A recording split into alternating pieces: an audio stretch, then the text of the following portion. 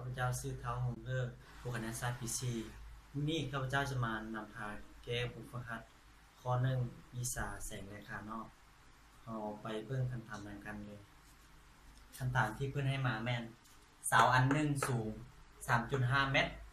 ตั้งอยู่หน้าดินและนอนตามทิศตั้งมีเงายาว5 เมตรจงคิดไล่ระดับสูง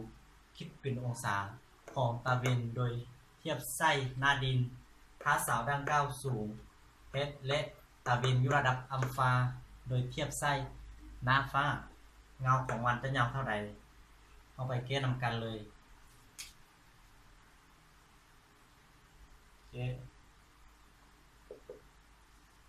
ก็เราจะแก้และเข้าใจเราต้องไปอันคำถามให้ดีก็เลยเราจะมาแต่งรูปเนาะสิ่งที่เพื่อนให้มาแม่นเสาอันนึงสูงเนาะเสานึงในระดับสูง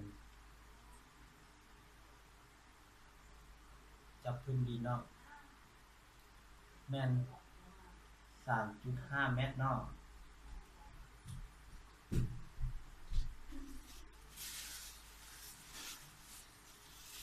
นี่แม่นตาเป็น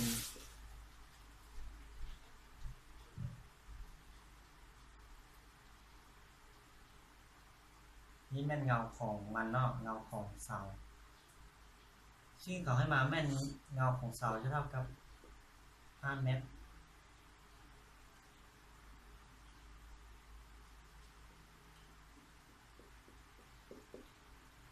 และสิ่งที่เขาต้องการให้ซอกแม่นมุมตัวนี้เนาะมุมอัลฟาเนาะมุมตัวนี้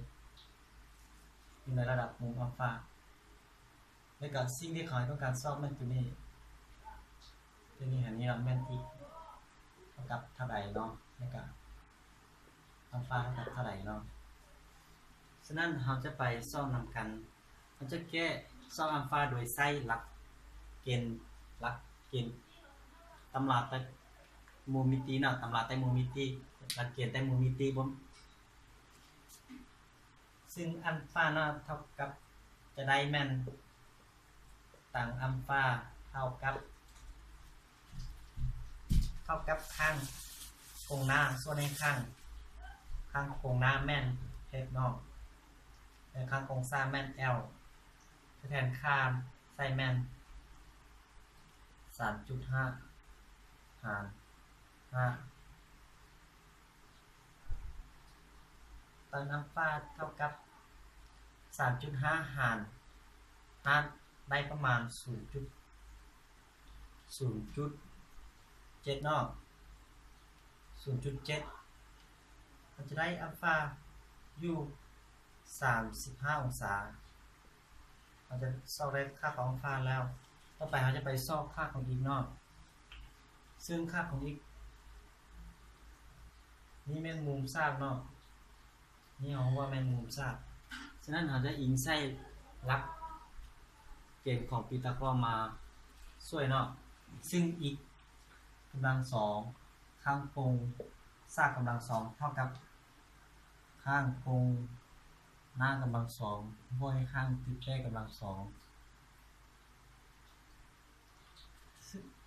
เราจะแทนค่าไส้เนาะแทนค่าไส้จะได้หัดเท่ากับ 3.5 กำลัง2บวก L เท่ากับ5กำลัง2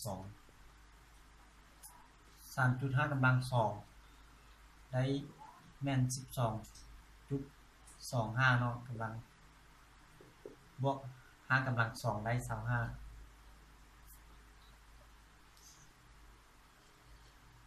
12.25 บวก25ได้ 37.25 อีกกำลัง2เท่ากับ 37.25 ถอนได้ค่าของอีกเท่ากับ5/2 ของ 37.25 ซึ่ง 37.25 จะถอน5ได้ประมาณ6จุดไปเนาะแต่ว่าเราจะ 6.10 ไปเนาะเราจะลดลงมาเป็น6เลยครับหรือว่าเราจะปาไว้อย่างนี้เลยอีกเท่ากับอันนี้หัวหน่วยเป็นเมตรเนาะเอาหมดเพียงเท่านี้ขอขอบใจ